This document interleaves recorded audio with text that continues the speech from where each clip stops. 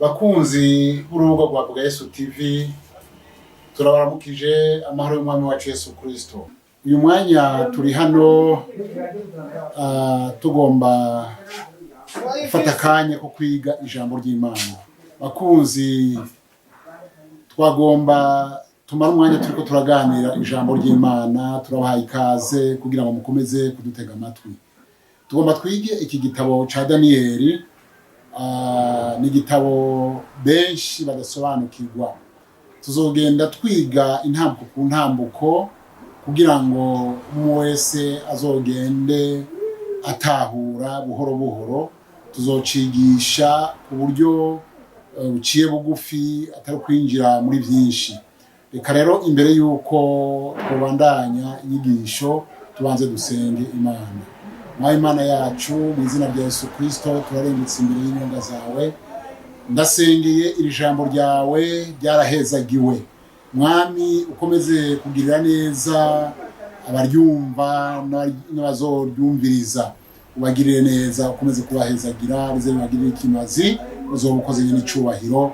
Tubisenze mu izina rya Kristo Yesu. Amen. Rero uko maze kubyumva, twagomba twigire hamwe iby'iki gitabo ca Daniyeli. Nagomba ngende buhoro buhoro kugira ngo twige iki gitabo. Igitabo canditswe n'uyu Daniyeli dusoma hano muri iki gitabo ca Daniyeli nyene. Tuza kumva Daniyeli uwo ari we. Muri iyi Bibiliya dufise dusoma uyu munsi igizwe n'ibice 12, nibyo bigize igitabo ca Daniyeli. Ariko kandi hariho iyindi Bibiliya yahora ikoresha abakatolika, yari igizwe n'ibice 13. Rero ubu tugomba turabire hamwe kuri iyi Bibiliya igizwe n'ibi bice 12. Hanyuma muri ibice 12 rero igitabo ca Daniyeli kigizwe n'ibice 12 nkuko twamaze kuvyumva. Imirongo akaba harimo imirongo 357. Hanyuma muri iyo mirongo 357 hari mirongo 215 ivuga ibyabaye. Nico gituma abantu bavuga ngo iki gitabo kiragoye gutahura, ngo iyo bagisomye ntibagitahura. Rero hariho iyindi mirongo 78 iri muri iki gitabo ivuga iby'ubuhanuzi bwamaze kuba, bwamaze gushika. Iyindi mirongo 64 ivuga iby'ubuhanuzi butarashika. Rero ufashe iyi mirongo 215 ugateranya iyi mirongo 78 ukashushirako imirongo 64, utora ya mirongo 357. Reka tuje imbere gatoya turabe. Rero nagomba ndababwire ko iyo yari intangamarara y'iki gitabo canke incamake y'intango y'iki gitabo. Reka dusome mu gitabo ca Daniyeli kugira ngo dutahure ico Bibiliya ivuga muri iki gitabo ca Daniyeli. Ni ukuvuga ngo ugomba kuciga neza utegerezwa kubanza gusoma iki gice ca mbere. Ndagomba dusoma umurongo umwe wo muri iki gice ca mbere, niho utahura neza ibyo tugiye kwiga, ibyo ari byo. Ni ukuvuga ngo niho hari urufatiro rw'ijambo ry'Imana tugiye kwiga cyangwa tuzomara igihe turiko turiga muri iki gitabo ca Daniyeli.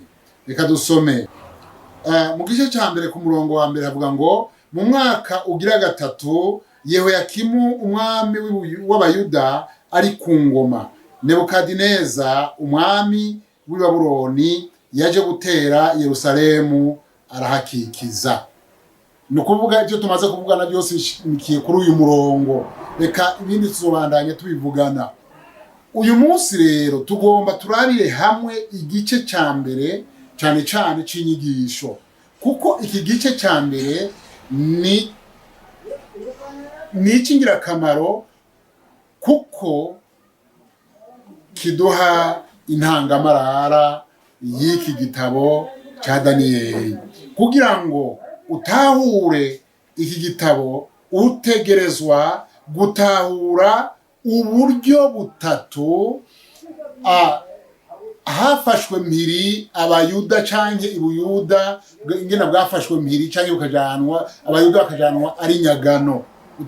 Utegerezwa gutahura uburyo butatu rero.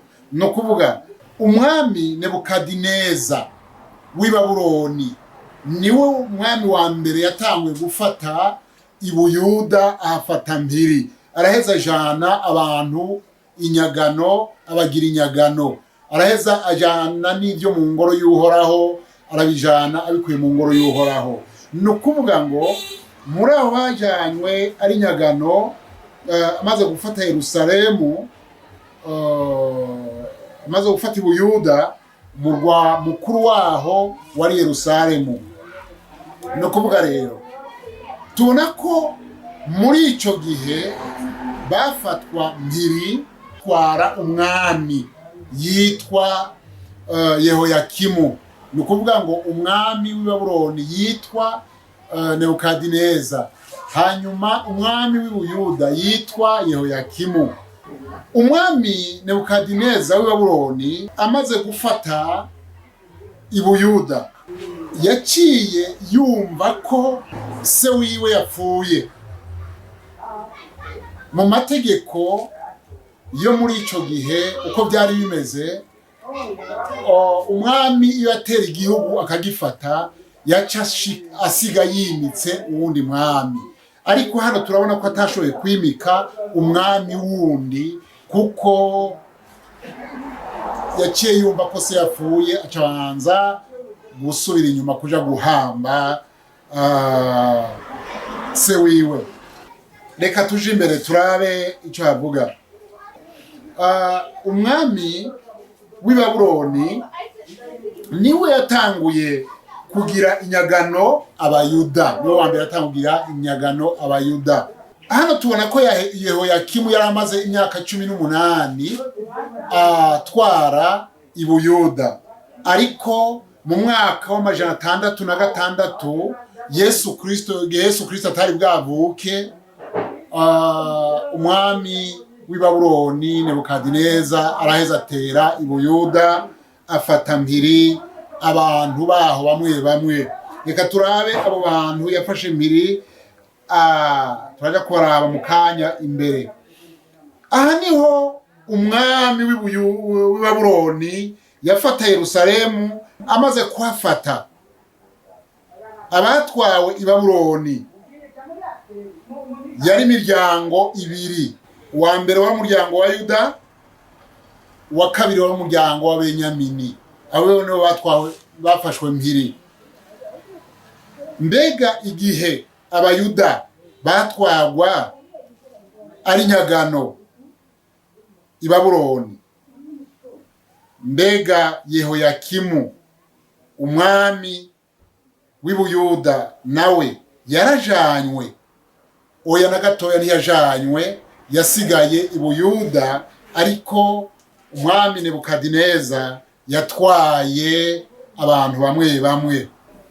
Muri abo yatwaye naba yatwaye imisore y'inkomezi, barabahinga, atwara abanyabwenge, atwara abanyakaranga, atwara n'abandi yabona ko afise inguvu. Muri iyo misore yatwaye rero harimo Daniyeli, harimo Azariya, harimo Mishayeli, harimo na Ananiya. Abo nabo bagiye muri bo. Ariko itandukaniro ry'abatwawe mu kinyago n'iyi misore ine, itandukaniro hari n'iri. Iyi misore uko ari ine barubaha Imana, bubaha ibyagezwe by'Imana, bubaha ijambo ry'Imana nk'uko bari barigishijwe. Rero Nebukadineza amaze kubashikana ibwami, hari igikorwa yakoze, ni ukuvuga yagombye kubagaburira ku byo kurya umwami yarya, ko ategeka inkone Ashpenazi ngo yame abagaburira ku byo kurya yarya ko. Ariko Daniyeli kuko yanka kwiyanduza, araheza aravuga ati sinshobora kwihumanisha ibyo kurya by'ubwami. Asaba ya nkone ati ndakwinginze utureke twirire utwo kurya tw'udusoromano, utureke iminsi 10 hanyuma uzoheza urabe. Inkone iraheza iramwemerera, imaze kumwemerera abigira gutyo. Iyo minsi 10 agiye kuraba asanga bambaye ubwiza bw'Imana. Rero muri iki gice cya mbere cy'inyigisho nagomba tuvugane gutya: igihe cyose mu bihugu canke mu gihugu bama bagomba abantu b'abahizi, bama bagomba abantu babizigirwa, bashobora gukorera igihugu arabizigirwa, bashobora gukora mu gihugu arabizigirwa. Niho hafashwemo Daniyeli na bagenzi biwe kugira ngo baze gukorera i Babuloni. Aha rero igihe kigeze baratwawe, batwagwa ibwami. Umwami araheza arabashima, amaze kubashima niho babaye abakorera ibwami, bakorera umwami. Kandi hano yarabigishije abasore bafashwe ari nyagano, abigisha umwami yageze ko bigishwa ururimi rw'ikarudaya. Muri aba bose Daniyeli na bagenzi biwe, Daniyeli, Azariya na Mishayeli na Ananiya babaye abambere. Ni ukuvuga ngo mu ishure bigiramwo niyo babaye abambere mu bwenge. Byatumye ikiganza c'Imana kiba kuri bo. Bisobanurwa ngo umuntu wese yubaha Imana agira ikiganza cayo, agendana n'Imana, akorana n'Imana. Rero iyo umuntu akorana n'Imana, Imana iramwubahisha. Byatumye rero hano Imana yubahisha aba basore uko ari bane, irabubahisha ibwami. Byatumye umwami abubaha. Bakunzi b'urubuga rwa Vuga Yesu TV, nk'uko mumaze kumva hano rero, tuzobandanya inyigisho. Tuzohera kuri iki cigwa ubukurikira, ntitwasubira kubandanya. Iki cigwa kivuga ingene batwawe inyagano ubugira kabiri, kuko byabaye ibitangabo bitatu. Ingene batwawe inyagano ubugira kabiri. Igihe batwagwa inyagano ubugira kabiri mu ncamake, imbere yuko sozera, hari haciye imyaka 8. Hanyuma batwagwa ari nyagano abari basigaye i Buyuda, kandi hagitwara uyu mwami Yehoyakimu. Niwe yarakiriyo, ariko nta bubasha bunini yari afise. Ni ukuvuga hari umwaka wa 598, kuko muri ico gihe cy'isezerano rya kera baharura bamanuka, ariko mu gihe cy'isezerano gishasha batanguye guharura baduga. Nico gituma twumvise ko ubwa mbere i Buyuda hafashwe mu mwaka wa 606, ubwa kabiri bafatwa mu mwaka wa 598. Tuzobandanya ibikurikira. Umwami abahezagire, mukomeze kwibuka kugira subscribe, ariyo sabone. Usenga Imana. Mwami Imana yacu, turagushimiye kubwira ijambo. Abaryumvise ukomeze kubagirira neza no kubahezagira, ukomeze kubagirira ikimazi. Urakoze, tubisenze mu izina rya Yesu Kristo, umwami n'umukiza wacu. Amen.